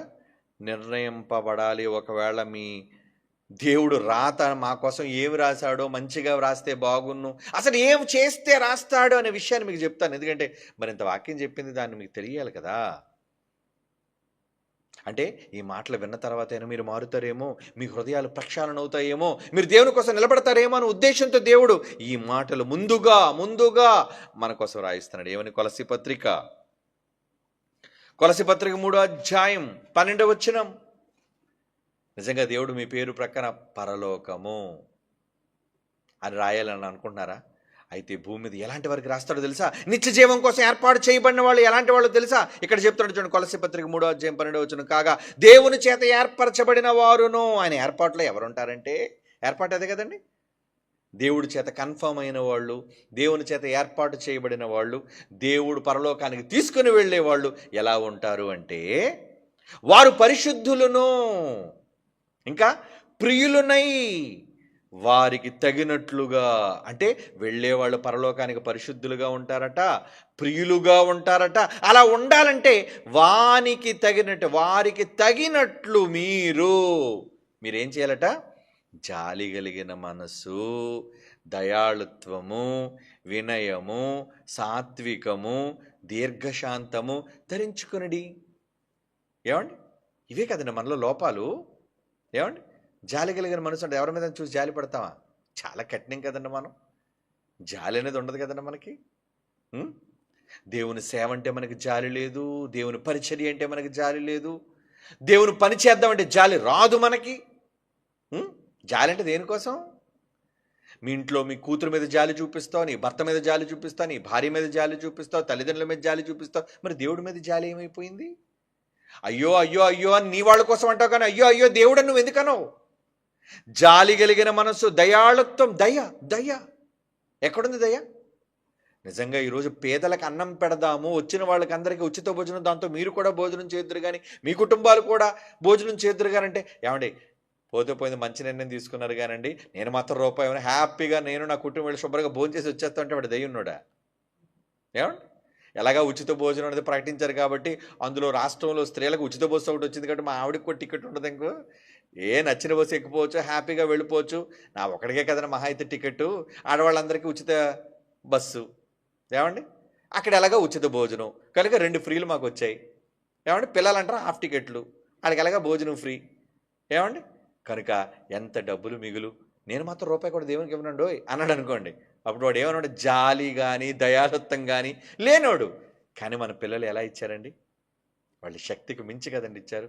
చాలా పొంగిపోతానండి. అంటే నేను చెప్పిన వాక్యానికి, నేను చెప్పిన ప్రసంగానికి నిజంగా వాళ్ళు ఎంత స్పందన కలిగిందా? ఈరోజు ఉదయానికి 44 లక్షల చిల్లరండి. అబ్బా, hats off, very good or. నిజంగా మీ అందరికీ పేరు పేరున కృతజ్ఞతలు చెప్తున్నాను. వండర్ఫుల్. కానీ వాగ్దానం చేయకేసమా ఏదో ఈ దిక్కుమాల మంత్రులు చేసినట్లుగా రాజకీయ నాయకులు వాగ్దానాలు చేసి వెనక్గానే అడిగేయగలరు, లాగేసుకుంటాడు దేవుడు తర్వాత. అది కూడా మీకు చెప్పాను, వాగ్దానం చేసి తప్పిపోతే వద్దు. మీరు అన్నారు కదా, ఇచ్చేయండి, టైంకి ఇస్తారు, మీ మీద నాకు నమ్మకం ఉంది. అంటే దేనికి? ప్రజలకు ఉచితంగా భోజనం పెట్టడం కోసం, దేవుని పేరట వచ్చిన వాళ్ళకి వసతి సౌకర్యం, భోజనం, నీళ్లు అన్నీ సమృద్ధిగా ఇవ్వడం కోసం లక్షలు ఇస్తున్నారండి. అది ప్రేమ అంటే, అది దయాళుత్వం అంటే, అది జాలి కలిగిన మనస్సు అంటే. మీ పేరు లేకపోతే ఎవరు ఉంటే చెప్పండి, ఖచ్చితంగా మీ పేరు పరలోకంలో ఉన్నట్టే, కన్ఫర్మ్. నిజమండి. దేవుడు చెప్పాడు కదా, దేవుని చేత ఏర్పరచబడిన వారు పరిశుద్ధులను, ప్రియులైన వారికి తగినట్లుగా మీరు జాలి కలిగిన మనస్సు, దయాళుత్వం, వినయం, సాత్వికం, దీర్ఘశాంతం ధరించుకునండి. ఇవే కదా అర్హతలు. ఒక మాట చెప్పిన వెంటనే కస్సుమని తిరుగుబాటు చేయటం, ఒక మాట చెప్పిన వెంటనే రోషంతో రగిలిపోవటం చాలా మందిలో, మనుషుల్లో ఇది ఉన్న బలహీనతలండి. చెప్తే వినరండి. నువ్వా మాకు చెప్పేవాడువా, చాలే నువ్వు చెప్పావు కానీ. తృణీకరిస్తారండి, ఎదురు తిరుగుతారండి, అవమానిస్తారండి. అవునా? అందుకే దేవుడు ఏమంటున్నాడు? 1 పేతురు పత్రిక 3:9. 1 పేతురు పత్రిక 3:9 ఆశీర్వాదమునకు వారసులగుటకు మీరు పిలువబడితిరి. ఎందుకు పిలిచాడు? ఆశీర్వాదం, పరలోకం అనే గొప్ప ఆశీర్వాదం మీకు రాబోతుంది. అందుకే మీరు వారసులుగా ఉన్నారు.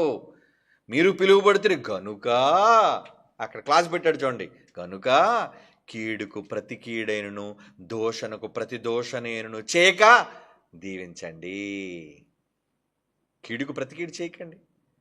ఎవరో మీకు ద్రోహం చేశారు, ద్రోహం చేస్తే ఆ ద్రోహం చేసిన వాళ్ళు పట్లు, ఆయువు పట్లు అని మీ దగ్గర ఉన్నాయనుకోండి, ఏం చేస్తారు? నువ్వు ద్రోహం చేసావు కదా, నువ్వు చేసిన ద్రోహానికి సరైన టైం వచ్చినప్పుడు నేను దీన్ని పగ సాధిస్తాను అని అన్నారు అనుకోండి, అప్పుడు ఏంటది? కీడుకు ప్రతి కీడు. అలా మనం చేసేవాళ్ళం కాదు కదా. నిజమైన క్రైస్తవులు అలా చేయరు. ఏమండి? కీడుకు ప్రతి కీడైనను, దోషణకు ప్రతి దోషణైనను. ఒక మాటతో మిమ్మల్ని గద్దించినప్పుడు, తిట్టినప్పుడు, మారమని చెప్పినప్పుడు కొంతమంది ఏం చేస్తారో తెలుసా అంటే, లోపల తిట్టుకుంటారండి, విసుక్కుంటారండి. ఇచ్చేయమంటారండి. ఏమండి మనలో చాలామంది దేవుని కోసం ఉచిత భోజనం పెడదామన్నారా, ఇవ్వండారా అన్నప్పుడు కొంతమంది ప్రిన్సిపల్స్ ఎంత దారుణంగా, అందరూ కాదండి, వెరీ వెరీ ఫ్యూ వాళ్ళు ఎవరో, వాళ్ళ పేర్లు కూడా నాకు తెలుసండి. వాళ్ళు ఏమన్నా తెలుసండి, ఏమండి వీళ్ళకి డబ్బులు సరిపోవండి, అలానే మాటలు చూడండి, వీళ్ళకి డబ్బులు సరిపోవండి, ఇలాగేనండి డబ్బులు అడుగుతుంటారండి వీళ్ళు. వచ్చిన ప్రతి రూపాయికి ఇక్కడ లెక్క చెబుతున్నారు, వచ్చినదంతా కూడా ఎంత వచ్చింది, ఎంత ఖర్చు అవుతుంది. ఏమంటే అది కూడా చెప్పారు. మన ప్రిన్సిపల్స్ మీటింగ్లో ఏం చెప్పారు అనుకున్నారు? ఇన్ని లక్షల రూపాయలు వచ్చిన తర్వాత రేపు పొద్దున సెమినార్లో 5వ రోజు ఇదిగో ఇన్ని వేల మంది వచ్చారు, ఎంతమందికి భోజనం పెట్టాం, ఎంత ఖర్చు అయింది, ఎంత మిగిలితే ఎంత మిగిలింది, మరి ఏం చేస్తారు? మిగిలింది పనిచేసుకుంటారు అనుకున్నారేంటి? నా ఈ మిగిలినది మరలా మిడ్ సెమినార్ కోసం, మరలా ఎండాకాలంలో పెట్టే చిన్న మినీ సెమినార్ కోసం, అప్పుడు వచ్చేవాళ్ళ భోజనాల కోసం దాచిపెడతాం, లెక్కలు మీకు చెప్తాం చివరి రోజు. ఇంతకన్నా ట్రాన్స్పరెన్సీ ఏముంటుంది చెప్పండి? ఇంతకన్నా స్వచ్ఛత ఎక్కడ ఉంటుందో చెప్పండి? చెప్తారా? ఎవరైనా లెక్కలు చెప్తారా? దేవుని పిల్లలారా, మనుషులండి, మనుషులు ఎలాంటి మాటలు అంటే అవమానం, అంటే ఇచ్చేవాళ్ళని కూడా ఇవ్వనివ్వకుండా అడ్డుపడేవాళ్ళు అండి వాళ్ళు. మళ్ళీ వీళ్ళు నాయకులట, వీళ్ళు లీడర్స్ అట, వీళ్ళు ప్రసంగికులట, ఏమండి వెనక మాట్లాడే వెన్నుపోటుదారులు వీళ్ళు. వేణు చాలా బాధపడిపోడు ఇలా అని, అలాగంటే వేణు చాలా మంచోడు, నమ్మకమైనోడు అంటే వీళ్ళందరి మాటలు వింటున్నప్పుడు ఆ మాటలు అతను చెవులో పడగానే ఇలా మాట్లాడుకుంటున్నారు అనేసి అంటే, నేను అలాంటి వాక్యం చెప్పని మీకు తెలుసు, ఫుల్గా మొత్తం అందరికీ ఏమండి ఫుల్ పుషప్ ఇచ్చాను మీకు. కారణం వాక్యం తెలిసిన వాళ్ళే కాబట్టి అస్సలు ఇలాంటి వాటికి తొణకం బెణకం అస్సలు భయపడ్డాం. ఏమండి నా చిన్నప్పుడు ఒక సామెత చదువుకున్నానండి, నది మాట్లాడుతుందట. నది ఏమని? Men may come and men may go but I go on for ever. మీకు అర్థమైందో లేదు? అంటే మనుషులు రావచ్చు, నది దగ్గరికి నన్ను చూడడానికి పోవచ్చు, కానీ నేను ఎప్పుడూ పారుతూనే ఉంటాను అంటుందట నది. మనుషులు రాని, మనుషులు పోని, నేను మాత్రం పారే నదిని అంటుందా నది. కనుక మనుషులు క్రైస్ట్ చర్చిలోకి రావచ్చు, క్రైస్ట్ చర్చిని వదిలిపోవచ్చు, బీఓలో ఉండొచ్చు, బీఓలో వద్దనుకొని పోవచ్చు, కానీ ఎప్పుడు క్రైస్ట్ చర్చ్ నిలుచుంటుంది, ఎప్పుడు బైబిల్ ఓపెన్ యూనివర్సిటీ ముందు కొనసాగుతుంది. నమ్మాలి. కారణం మనలో ఏ స్వార్థం ఉంది, ఎవరి కోసం బ్రతుకుతున్నాం, ఎవరి కోసం ఈ వాక్యాన్ని చేపట్టడం, ఎవరి కోసం అండి ఈ సేవా కార్యక్రమాలన్నీ మనం చేపడుతున్నాం? మన జేబులు నింపుకోవడానికి కాదు అది. ఎందుకంటే దేవుడి దగ్గర దొంగిలాలనుకోవట్లేదు మనం. ఎందుకంటే ఆయన రూపాయి మనం కొట్టేసామా? ఎవరి దగ్గర కొట్టేసినట్టు? దేవుడు జోబి కత్తిరి వేసినట్టు ఊరుకుంటాడా? లెక్కల మాస్టర్ ఆయన. ఏమండి నీ తల మీద వెంట్రుకలే లెక్క పెట్టేశాడు, ఆయన దగ్గర డబ్బులు నొక్కేస్తే తెలియదు ఆయనకి. రే ఎంతరా నొక్కేసావు నా దగ్గర, ఎంతరా దాచేసావు నువ్వు? దేవుని దగ్గర దొంగిలెదరా మీరు అంటాడు. అంటే దొంగతనం చేసేవాళ్ళు కూడా ఉన్నారని ఎందుకు లేరు? ప్రపంచంలో ఉన్న వాళ్ళందరూ దేవుడి దగ్గర దొంగతనం చేసిన వాళ్ళే. ఆయన నీరు దొంగతనం చేస్తున్నారు, ఏమంటే ఆయన గాలి దొంగతనం చేస్తున్నారు, ఆయన వెలుగు దొంగతనం చేస్తున్నారు, ఆయన ఆహార దొంగతనం చేస్తున్నారు. అన్ని తిని తిని తిని దొంగతనం చేసి దేవుడి కోసం ఎందుకు పనికి రాకుండా పోయేవాళ్ళు కాదా? ద్రోహులు గారా? వాళ్ళు ఏమనాలి చెప్పండి? దేవునికి పనికిరాని వాళ్ళు చేసేది ద్రోహం కాకేంటి? ఈ మధ్యన లవర్స్ అందరూ ఎలా తయారవుతుందో తెలుసంటే, వార్తల్లో చెప్తున్నారు వాళ్ళు, లవర్స్ నటండి అబ్బాయిలనట అమ్మాయిలు ఏటీఎం కార్డులో వాడుకుంటున్నారటండి. ఏటీఎం కార్డులు అంటే ఏంటి? వచ్చినప్పటి నుంచి నాకు బట్టలు కొనవా, నాకు ఇది కొనవా, నాకు అది కొనవా, మొత్తం అబ్బాయి దగ్గర ఉన్న డబ్బులన్నీ ఖాళీ చేసిన తర్వాత గుడ్ బై అని చెప్పి వెళ్ళిపోతున్నారటండి. అంటే ట్రెండ్ అది. అరే ఇంక దగ్గర డబ్బులు అయిపోయారా, ఇంకటితో మనకు పని లేదు, ఎందుకంటే వీడు దివాలా తీశాడు. మరేంటి? వీడు ఊరేటట్టుగా ఉండాలి అంటే వాడి దగ్గర నుంచి అనుభవించినవన్నీ అనుభవించి, వాడి దగ్గర నుంచి తీసుకున్నవన్నీ తీసుకొని, వాడితో మాట్లాడి, వాడితో చర్చించి, వాడితో చట్టాపట్టాలేసి తిరిగి ఇప్పుడు చివరి క్షణంలో ఏం చేస్తున్నావు? ఇంకోటి కనపడ్డాడు, వెరీ గుడ్, బాగున్నాడు, వీడి దగ్గర బాగా డబ్బులు ఉన్నాయి కనుక గుడ్ బై. లోకంలో మనుషులందరూ కూడా దేవుని దగ్గర కూడా అదే. దేవుని దగ్గర నీరు తీసుకొని, దేవుడి దగ్గర ఆహారం తీసుకొని, దేవుడి దగ్గర వెలుగు తీసుకొని, దేవుడి దగ్గర ఆరోగ్యాన్ని తీసుకొని, దేవుడి దగ్గర ఆయుష్కాలాన్ని తీసుకొని ఏం చేశారు? Good bye. దేవుడి దగ్గర దొంగలు, దేవుని దగ్గర దొంగతనం చేసేవాళ్ళు వీళ్ళంతా. దేవుడు లెక్క అడగడా? ఎన్నిచ్చాను, ఏం చేశావు అడిగేవాడు ఆయన. మరి ఎవరు తప్పించుకుంటా చెప్పండి ఆయన దగ్గర? ఎవరు తప్పించుకోగలరు ఆయన దగ్గర? కనుక అందుకే ఇక్కడ ఏమంటున్నాడు? ఏం చేయమన్నాడు? ఏం చేయమన్నాడండి? మరొక మాట చదువుదామా? 2 తిమోతి పత్రిక 2 తిమోతి పత్రిక 2 అందుచేత ఏర్పరచబడిన వారు నిత్యమైన మహిమతో కూడిన క్రీస్తు యేసునందు రక్షణ పొందవలనని నేను వారి కొరకు సమస్తమును ఓర్చుకుంటున్నాను. ఎంతైనా ద్రోహానైనా ఓర్చుకుంటున్నాను, బాధనైనా ఓర్చుకుంటున్నాను, అన్నిటినీ ఓర్చుకుంటున్నాను, కష్టమైన ఓర్చుకుంటున్నాను, అవమానమైన ఓర్చుకుంటున్నాను, అన్నిటినీ ఓర్చుకుంటున్నాను అన్నాడు. చూడండి, ఓర్పు కావాలి. పరలోకానికి వెళ్ళాలనుకుంటారా? ఓర్పు లేకపోతే ఎలా? ఏమండి, ఓర్పు ఉండాలి.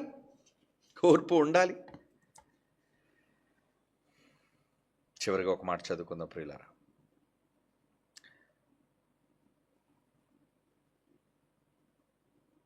రోమపత్రిక 11:7 రోమిలికి రాసిన పత్రిక 11:7 అలాగని ఏమగును ఇశ్రాయేలు వెతుకున్నది ఏదో అది వరకు దొరకలేదు. వాళ్ళ కళ్ళ ముందే వాళ్ళ దైవం ప్రత్యక్షమైతే, వాళ్ళ నాథుడే ముందొస్తే, వాళ్ళ మెస్సయ్యే ముందొస్తే, ఈయన మా మెస్సయ్య కాదు, ఇతర వడ్లవాని కుమారుడు, వద్దు మాకితను అని తృణీకరించిన వాళ్ళండి. ఇశ్రాయేలు వెతుకున్నది ఏదో అది వారికి దొరకలేదు, ఏర్పాటు నొందిన వారికి అది దొరికెను. యేసు దొరకడం అంటే భాగ్యం, రక్షణ దొరకడం అంటే భాగ్యం, సత్యాన్ని దొరకడం అంటే భాగ్యం. ఈరోజు ఎంతోమంది, కోట్ల మంది ఎన్ని సంఘాలకు వెళ్ళిపోతున్నారు, మందలు. సత్యం ఉందా అక్కడ? వాళ్ళు నిజంగానే సత్యంలోకి నడిపిస్తున్నారా? మరి వీళ్ళు దేన్ని చూసి వెళ్తున్నారు? అక్కడ గెంతుతున్నారండి, అక్కడ మంచి ఆర్కెస్ట్రా ఉందండి, అక్కడ సంఖ్య ఉందండి, అక్కడ పెద్ద బిల్డింగ్ ఉందండి అంటే ఇవన్నీ కావాలా? సత్యం లేకపోయినా పర్లేదా? అయ్యో, మనుషుల బలహీనతలు చూసారు ఎలా ఉన్నాయో. ఆడంబరాలకు పోతున్నారు, గొప్పలకు పోతున్నారు. నిజం వాళ్ళకి అక్కర్లేదు, నిజం అక్కర్లేదండి వాళ్ళకి. పై మెరుగులు వాళ్ళకి కావాలి. ఈరోజు అంతే కదండి, మెరిసేదంతా బంగారం అనుకున్నారు. మెరిసేదంతా బంగారం కాదు అని పెద్దలు సామెత చెప్పారు. మెరిసేదల్లా బంగారం కాదు నాయన. మంచిగా కనబడేవాడల్లా మంచోడు కాదు నాయన. మంచిగా కనబడేదల్లా మంచిది కాదు నాయన.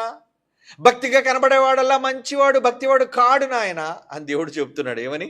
ఇశ్రాయేలు వెతుకున్నది ఏదో వరకు దొరకలేదు, ఏర్పాటు నొందిన వారికి అది దొరికను, తక్కిన వారు కఠిన చిత్తులేరి. కఠినులు ద్రోహులు, మూర్ఖులుగా మారిపోయారు. వదిలేయండి వాళ్ళని, లేవుదాం. వాళ్ళ కోసం బాధపడకండి, వాళ్ళ కోసం ఆలోచించకండి. మీ ఆలోచన అంతా మీ తండ్రి కోసం, మీ పరలోకపు తండ్రి పని కోసం.